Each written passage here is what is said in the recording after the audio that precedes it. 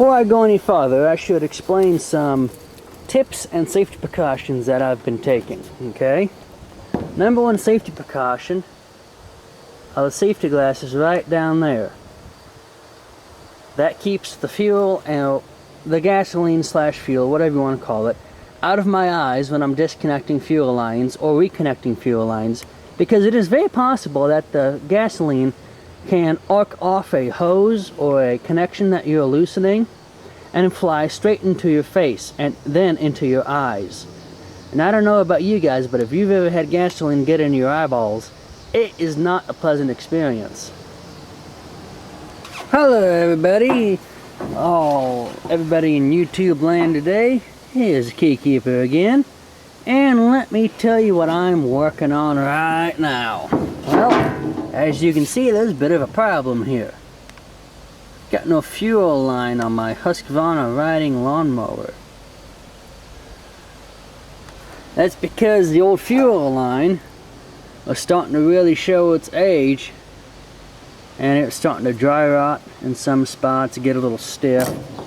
So I went to the local auto house, bought myself some new rubber hose, and then I got myself an inline fuel filter, because this tractor has about 217 hours on the original fuel line and the original fuel filter. So what I'm going to do now is I'm going to take these little hose clamps off here, here, here, and here, and then this doohickey here. One thing you've got to do before you start doing any kind of engine work on this tractor concerning the carburetor and fuel line and fuel filters and all that good stuff is you've got to drain the gas tank. You've got to drain all the gasoline out of the gas tank. So I've already done that, as you can tell. That little gas tank is bone empty. Alright, I've got my fuel hose put together now. I have the filter in the fuel hose, and I've got the two clamps there and there, and then I've got a clamp on each end of the fuel line.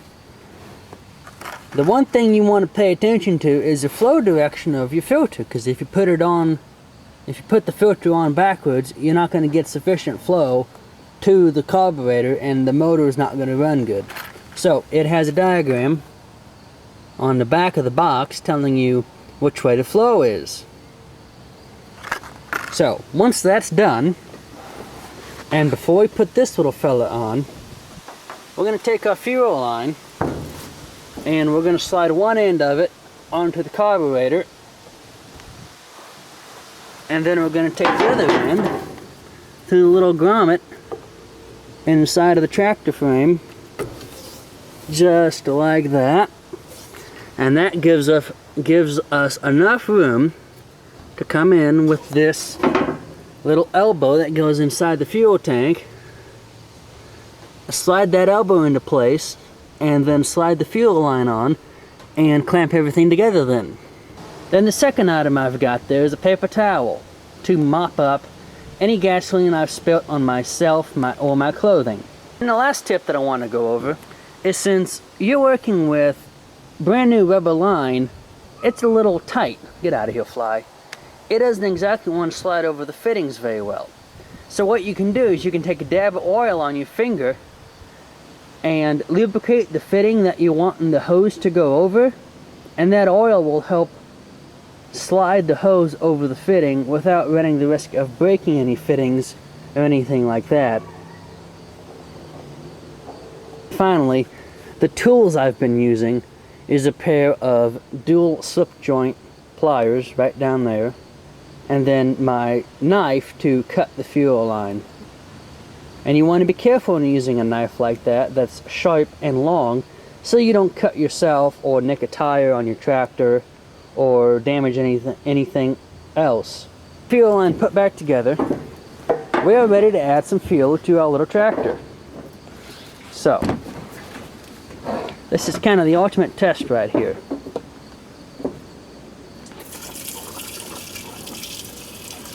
Yeah, I know, it's some pretty stale gasoline.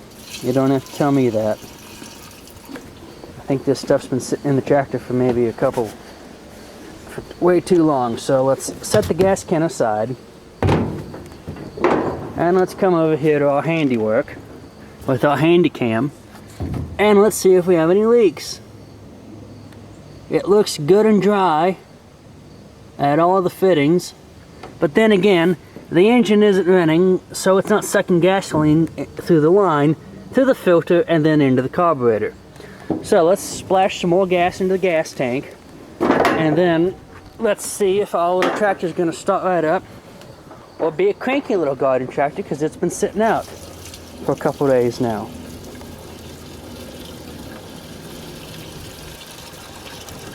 So that should be enough gasoline to start.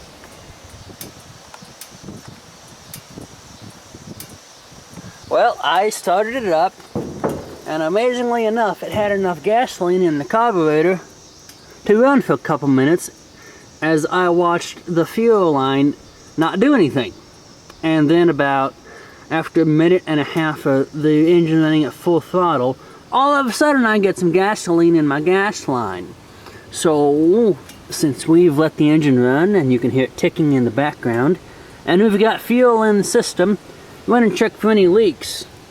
Well, let's check the gas tank first. I don't see any leaks at the gas tank, but if you look right down there, there's a little bubble of gasoline hanging off the bottom of the filter.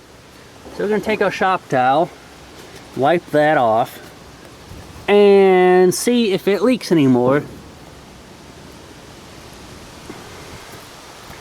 I think it might have just been a one-time deal.